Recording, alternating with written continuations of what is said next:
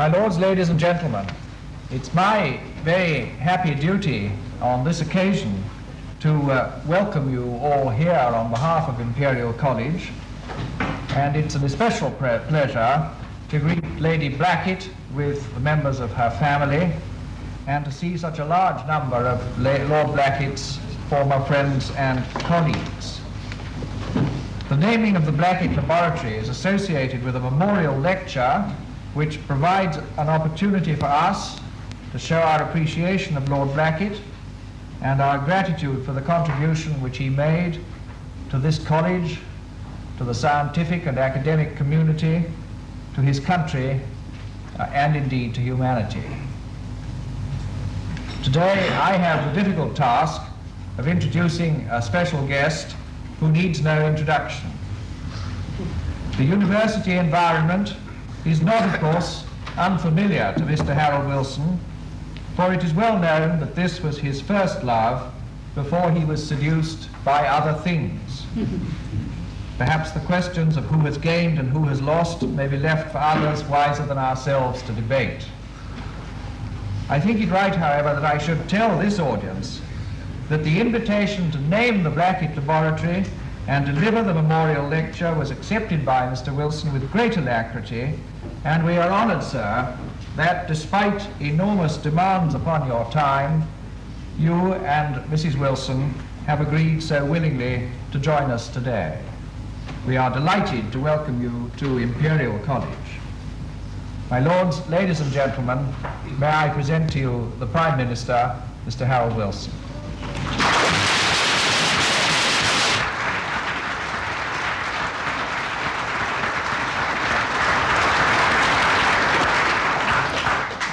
Mr. Chairman, Rector, Lady Blackett, ladies and gentlemen. The decision of Imperial College to name this building after Pat Blackett will be widely welcomed by all who knew him and worked with him. And it gives a chance to present a continuing memorial of immense and practical value to a new generation of scientists, technologists and industrialists who never had the chance of knowing him. As I've been given the honor of marking the naming of this building as the Blackett Laboratory, I've thought it right to speak principally tonight about Pat Blackett. Since he was one of the most reluctant peers I've ever known, I will not refer to him as Lord Blackett. Though everyone here will know how impossible it is to do justice to his achievements within the finite time appropriate to an occasion of this kind. For we who are gathered here to celebrate tonight the achievements of Patrick Maynard Stewart Blackett, to give thanks for his life and work and friendship, we know that this is not a narrow remit, that it opens up, or could open up in fact, the whole range of science and its application in this country over the last half-century, from theoretical work of the very first order to the commercial exploitation of inventions and technological advances for the economic benefit of the nation.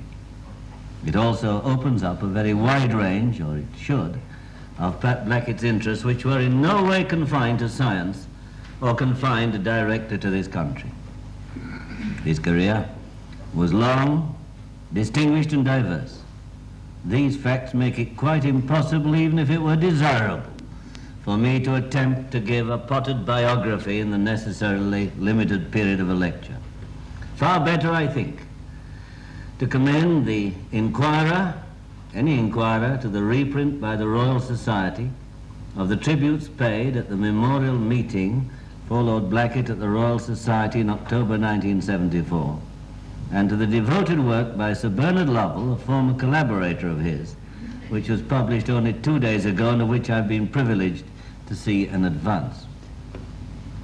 To mention only a few of his activities, Pat Blackett began his active adult life as a regular naval officer and fought in the First World War, where he saw action at Jutland and elsewhere.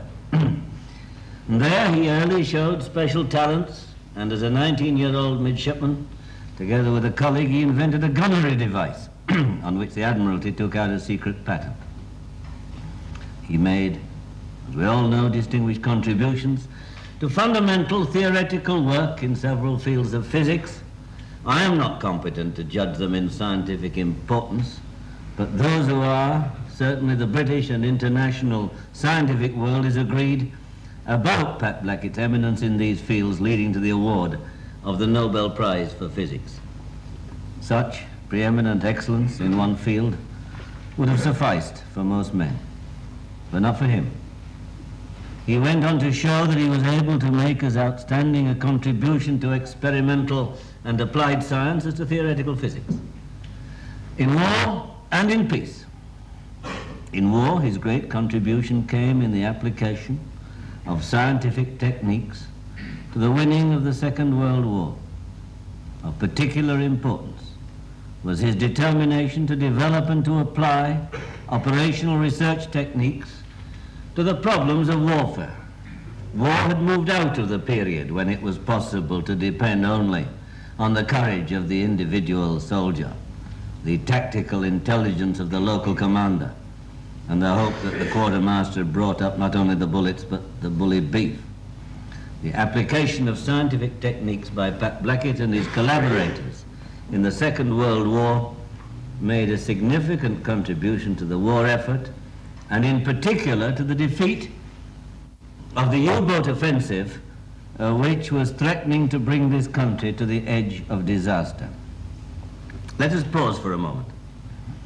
In the winter of 1940 and the spring of 1941, long-range German aircraft were taking a heavy toll of our shipping in an area roughly 200 by 200 miles west of Ireland. One of our fighters could be expected to sight an enemy aircraft at a distance of 10 miles and could therefore sweep a lane 20 miles wide.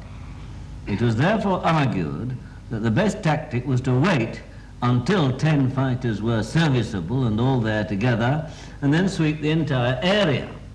The disadvantage was that when there were not 10 fighters available, none went out at all. His comment was this: the argument, I quote, the argument was that when 10 fighters were flown, the whole area was swept clean and the chance of sighting the enemy was 100%. That meant that it was certain he would be sighted. When, however, any fewer number of fighters were flown, according to the argument, then the chance of sighting the enemy was less than 100%. In that case, he might not be sighted at all. The last statement is, of course, correct. That was still a quotation, that's not me. But as he went on to point out, the argument revealed, I quote again, a not uncommon misconception about a problem in the theory of probability, and, I quote, an exaggerated estimate of the actual probability calculated by applying Poisson's distribution of the enemy not being sighted at all. His analytical document of May 1943 set out the approaches that had to be considered to this problem. It is quoted in the record of the Royal Society Memorial Meeting, and the extracts reveal a major contribution to the pioneering of operational research in this country, which was another of his great achievements. Comparing what he called the a priori and the variational methods, he went on, I quote, and I will read it quickly. Another method of attack is to abandon the attempt to construct from first principles a complete imaginary operation, something like the real one under investigation, and to replace it by the attempt to find, by both experimental and analytical methods, how a real operation would be altered if certain of the variables, e.g. the tactics employed or properties of the weapons used, were varied. And of course the admirals were vastly illuminated. Particularly when they went on to the next sentence. Suppose the result of any operation of war is denoted by quantities y1, y2, etc., called the yields.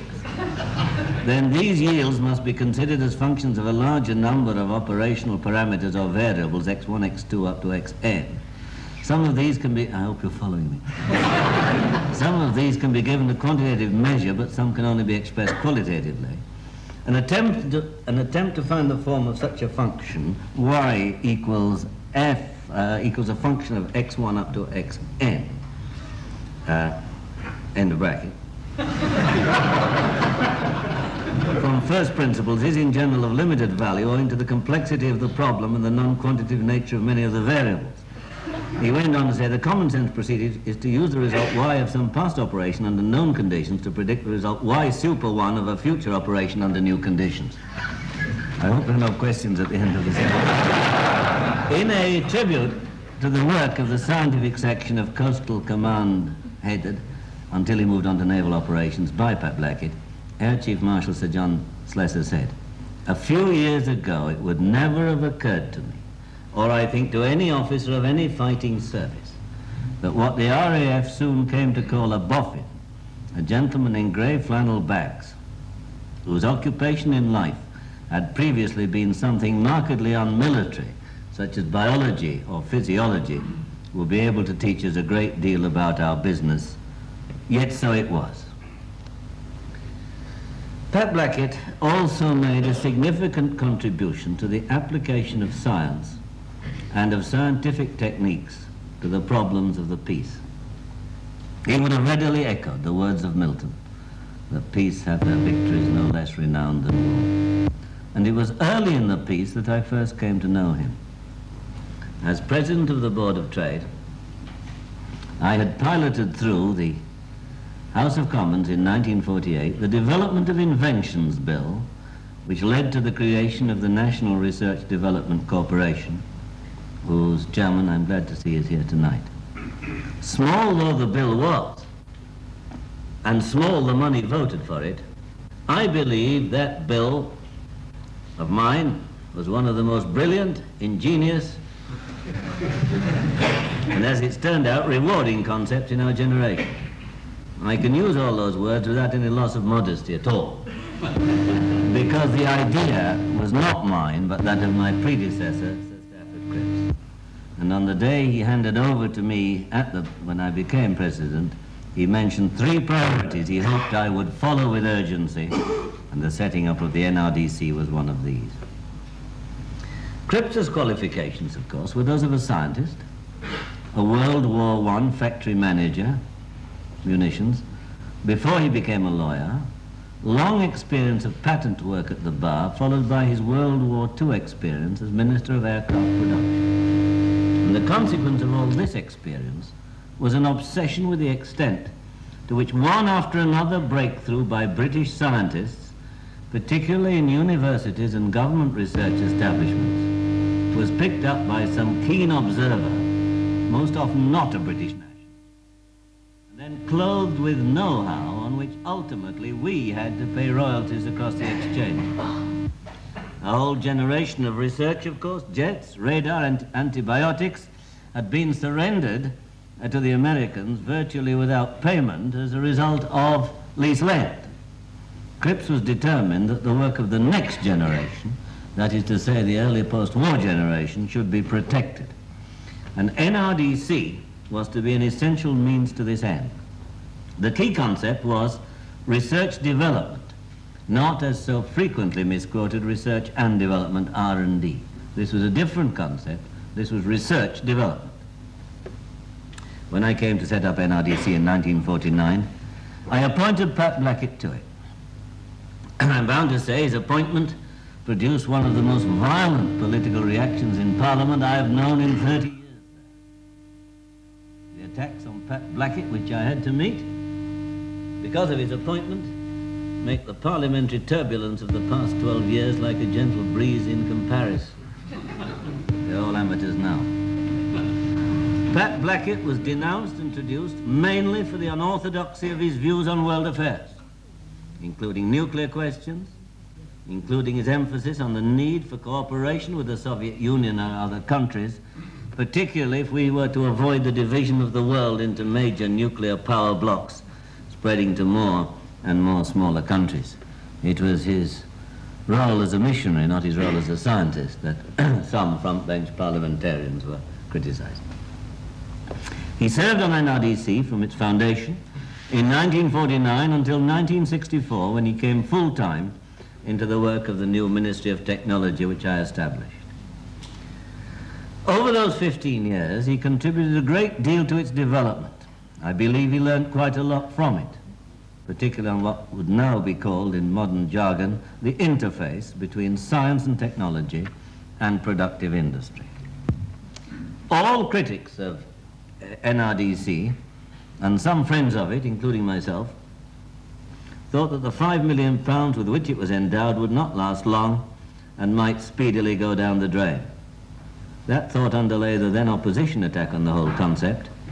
In the event this forecast proved false, and indeed I would have been prepared to see it go down the drain if it did its job.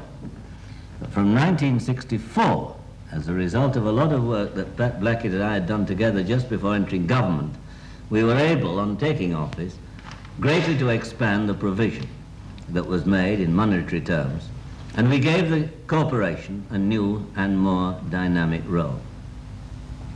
And so the Development of Inventions Act 1965 raised NRDC's borrowing powers from 10 million to 25 million, and in 1968 the borrowing limit was raised to 50 million pounds.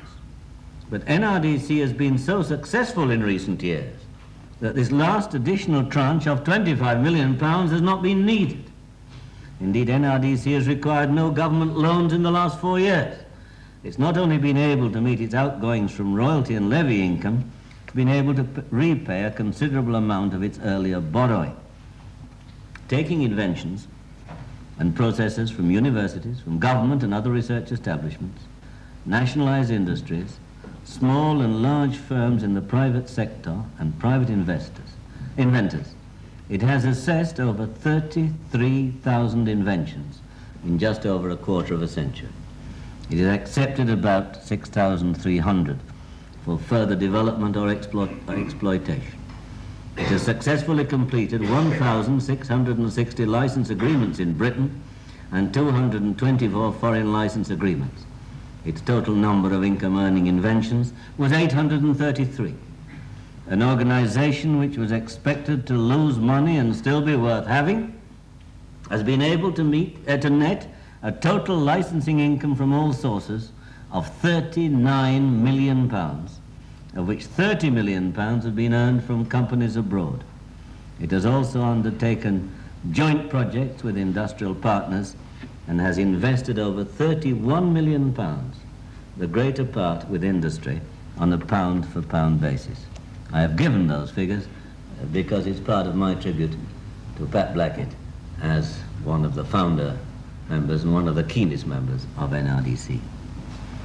What he contributed and learned there, I think, must have made a powerful impact on his mind and on his new thinking in the late 1950s and early 60s about what an incoming Labour government might do in the field of industry and technology.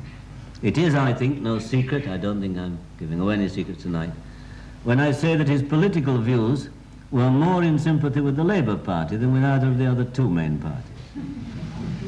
Though on a number of questions, particularly nuclear and certain international questions, he was highly critical of Labour establishment thinking, and was never afraid to make declarations which only tangentially even approach some of the then current thinking of Labour's left. In the 13 years when Labour was out of office, he inevitably made less contribution to the work of government, though he still had his work on NRDC. But he was again able to devote his unbounding energies and resource to his scientific work, which enjoyed a second flowering both at Manchester and at Imperial College. After his move to Imperial College, Pat Blackett's major research interest was in rock magnetism, in which he did pioneering work of great importance, even though he was intimately concerned and busy with the great expansion of this college itself. Towards the end of the 50s, a group was formed to advise Labour Party leaders on the kind of things we should be thinking about on returning to government.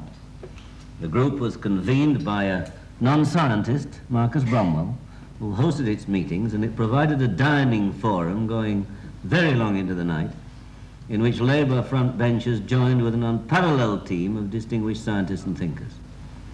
Hugh Gaitskell attended it once or twice, and then Alf Robbins for a period was the main front bench representative, though I later became a regular for a number of years, up to and indeed after becoming leader of the party.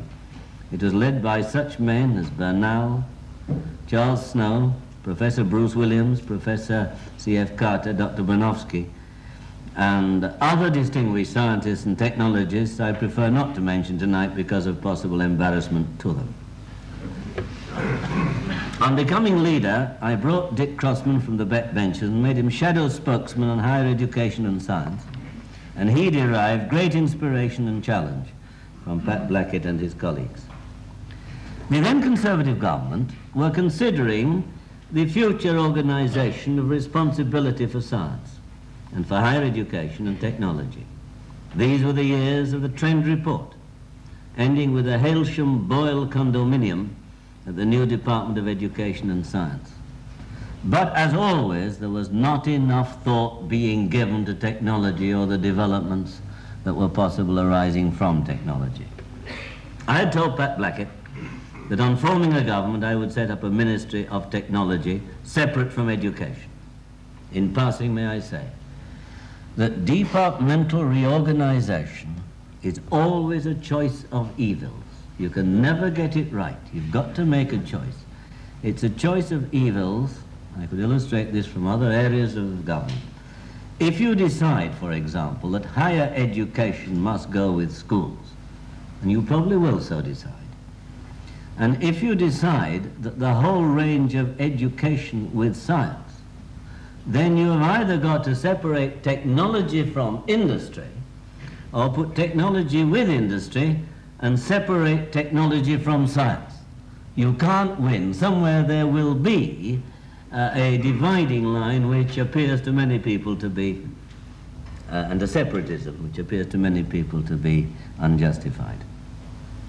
Very much influenced by Pat Blackett on all these matters, I told him some time before we formed the government that I would set up a Ministry of Technology which would begin as, I quote, and I use this phrase many times, NRDC writ large. And it would then go on over a period to take over some of the main industrial functions, some of which were being performed and some of which were not being performed at all, from the Board of Trade, together with nuclear industry and research other than military establishments, together with the engineering functions from the Ministry of Aviation, which would be split up, together with shipbuilding. Well, he was delighted at the thought, and a few weeks before I was commissioned to form a government, he handed me the first copy of his epoch-making paper entitled The Case for a Ministry of Technology. During those weeks, just before the general election of October 1964, he was expressing to me and others his growing anxieties about the possibility of maintaining in being an independent, indigenous British computer industry. And he said we should have to move very fast indeed on coming into office. When I formed the government and appointed Frank Cousins as the first Minister of Technology, and he's expressed his regret owing to another engagement in the north at not being able to be here tonight. When I appointed Frank as the first Minister of Technology, I told him of his remit and my plans for the progressive expansion of his ministry. I told him also that first morning that he had only a matter of weeks, perhaps not even beyond Christmas of that year, and that was 10 weeks, to save the British computer industry. I said to him, I don't know how you're going to do it, but you better get hold of Pat. He's the only one who can tell you how. And this was done. Some of the methods were unorthodox to a degree. We found that an assortment of government departments were busy buying foreign products in the computer field. I issued a directive saying that no department could buy a foreign computer without making a case for so doing in Cabinet itself. After 2 or 3 unsuccessful attempts to make cases and consuming a great deal of time, departments decided it was not worth the candle of subjecting their ministers to a period of cabinet hammering by Frank Cousins and myself. Looking back, I'm not quite sure how this new form of protectionism fitted in with the requirements of GATT, the negotiation of which had been another of my 1948 preoccupations. Might be an interesting subject for some thesis to work out how far it will be compatible with the rules of EEC. But whatever the result of those useless speculations, it certainly enabled me sometime afterwards, the success of this operation, to interrupt a tirade from President de Gaulle about British subservience to the Americans by reverently expressing my deep sympathy that the French government had not been able to prevent the takeover of their one substantial computer firm, Machine Boule, by IBM. Facing this and other urgent challenges, Pat Blackett, on the formation of the government, moved full-time into his task, not only of saving computers, but of masterminding the creation of the new ministry and helping Frank Cousins and later Tony Benn to instill an entirely new dynamic into Whitehall and indeed into the wider field of British technology and industry. He was not, I must pause to make this clear, a great admirer of advisory committees.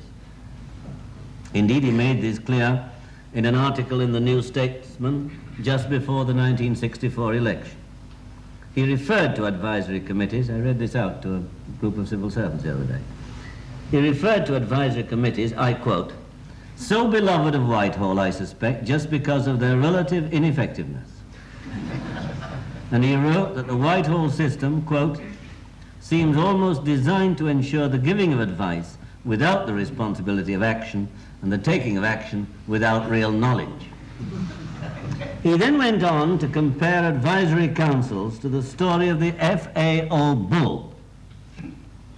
Once upon a time, I'm quoting his writing, once upon a time not long ago, the Food and Agricultural Organization of the United Nations sent a prize bull to some developing country to improve the local breed of cattle. When the bull arrived, it showed amiable interest but no more in the cows presented to him. When asked why he did not get on with his job, the bull replied, "You forget that I am an FAO bull, so my role is solely advisory."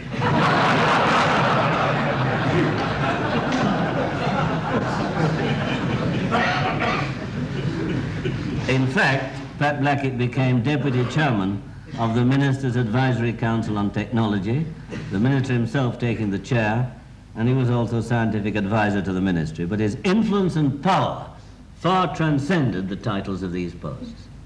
I myself would have wished to bring him into the administration had he not been unwilling to go to the House of Lords at that time.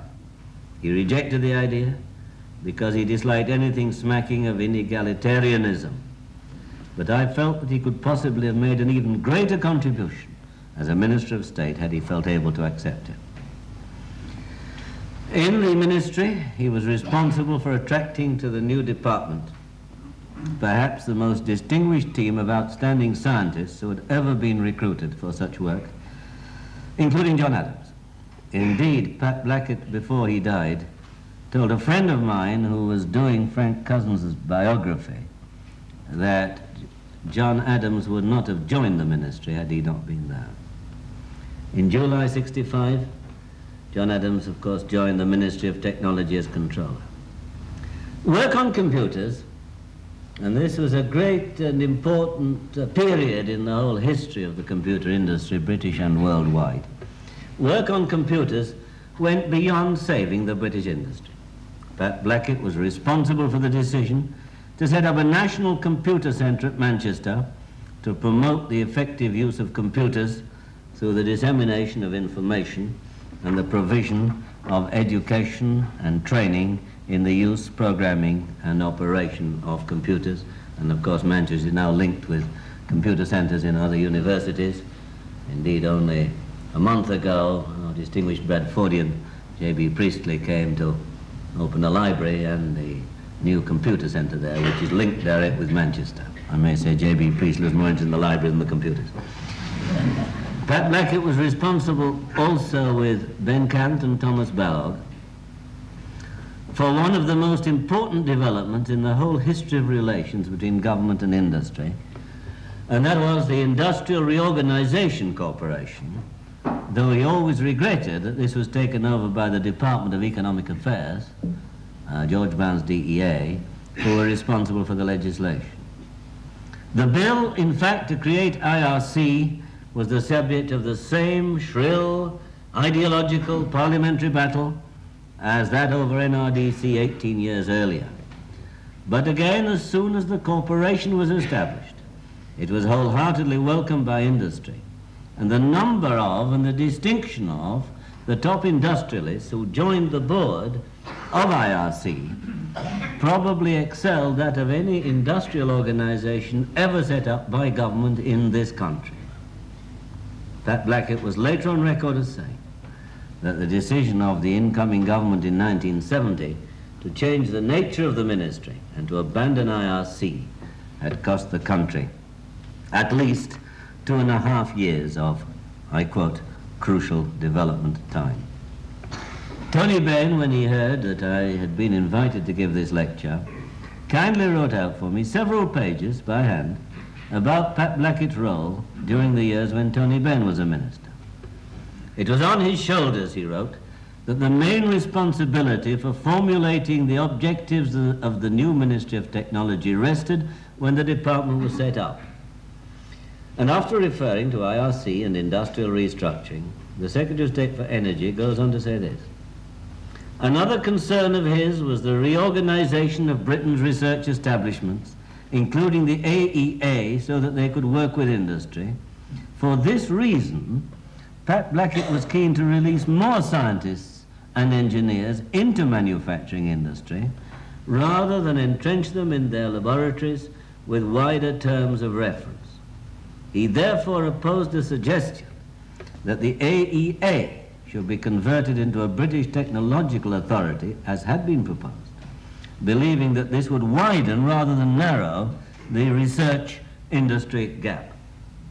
This issue, Tony Benn goes on, continued to absorb a great deal of his time and interest, and he watched the manpower and research budgets of all the government laboratories with a keen attention to this point. Another nuclear project since proved successful, with which the ministry was closely concerned, developing at first in conditions of great secrecy with some Greek legendary mythological code name, was the development of the centrifuge project for the enrichment of uranium, in which Britain made a historic breakthrough and proceeded to finalize the process to full production in concert with the industry of Germany and the Netherlands.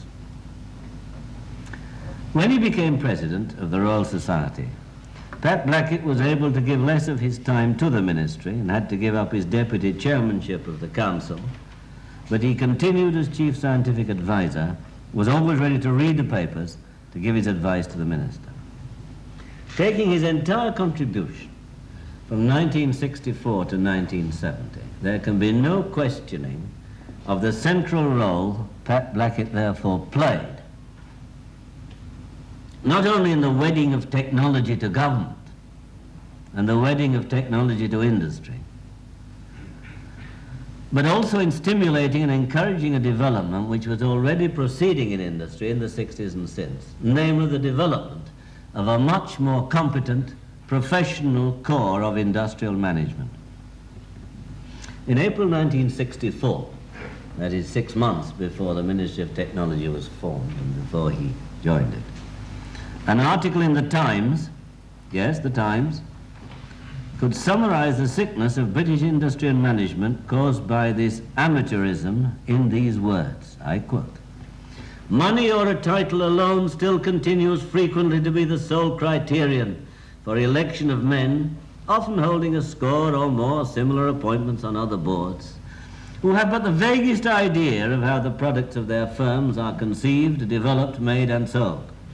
This is not denying the value of experienced men being brought in, but while the choice of the dilettante director remains a feature of company control, can this be claimed as anything but amateurism? On the executive side," the Times went on, "the trained director is the exception and not the rule. It is an acknowledged fact that the caliber of the lower echelons of managers still leaves a lot to be desired." 6 years later, in January 1970, and I remember discussing this with Pat Blackett, I was asked to address the New York Foundation for Automation and Employment. I quoted what the Times had said in 1964 and followed that with a contemporary commentary, actually in the Director, the Journal of the Institute of Directors. I quote, "On the brighter side, whole sectors of British industry have grown more efficient. British exporters have achieved staggering success, and despite all the strains imposed by government and change, Britain goes into the 1970s still the most tolerant and democratic society in the world, with high hopes of industrial resurgence and new bonds with a united Europe.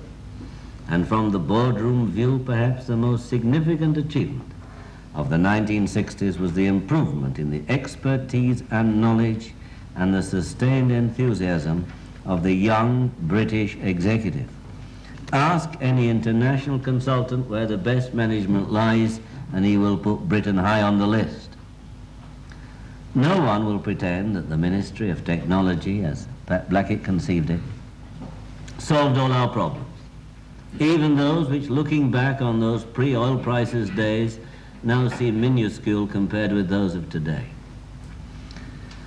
But his message, the message that we have in the last resort in this country only our wits to live on, and we must make the very best of them, that message still stands. And it is as true today as it ever was. If our industry is to be competitive, if it is to be able to produce the wealth and prosperity on which all our social services and the many other desirable things we want to do must depend, if that is so, then we have to develop and apply the science and the technology in which we can excel.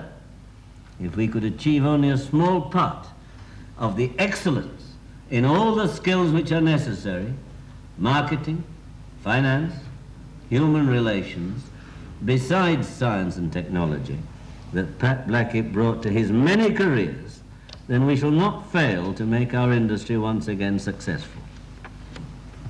I would like to end on 2 points, both of them personally related to him.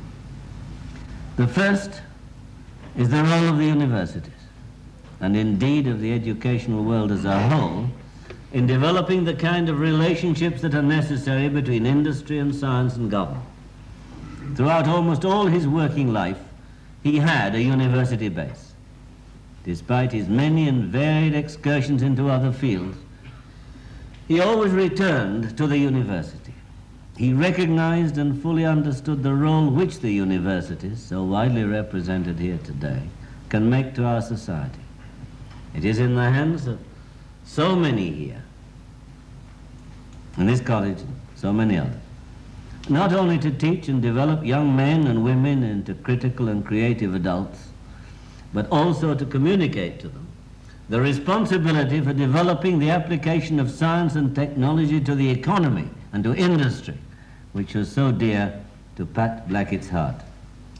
As Chancellor of one of our great technological universities, Bradford, I welcomed the great support and impetus that Pat Blackett gave to the new technological universities, and particularly his doctrine of parity of esteem between them and older established universities.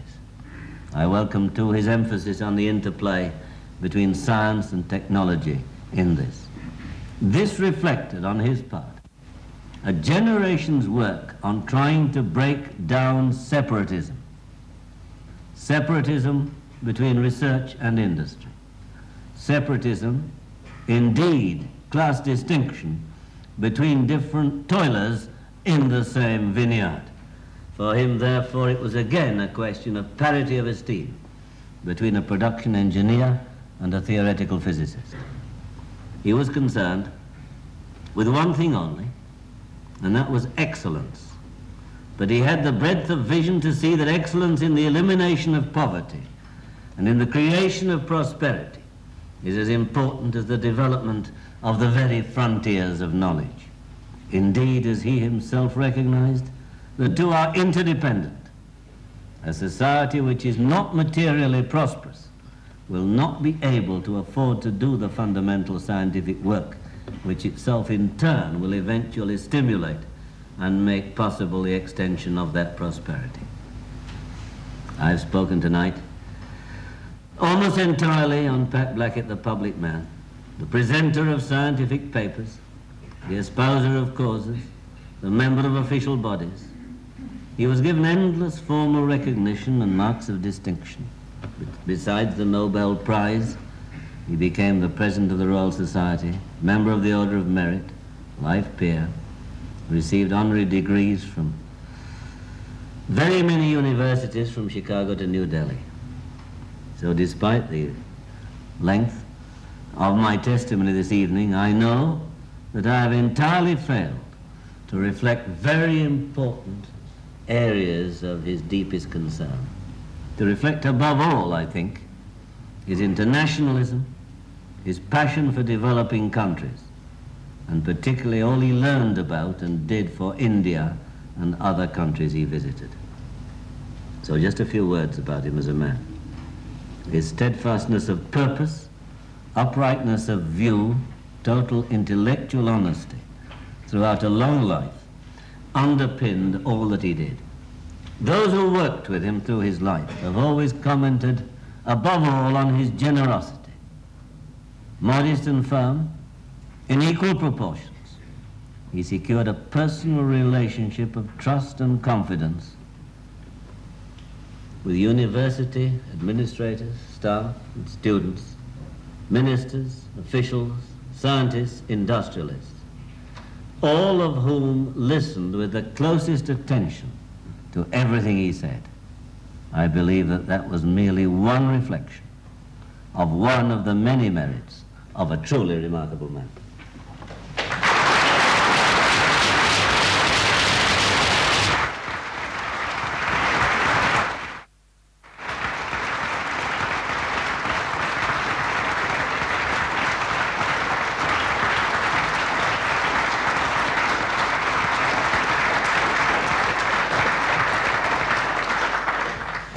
My lords, ladies and gentlemen, I need not detain you long.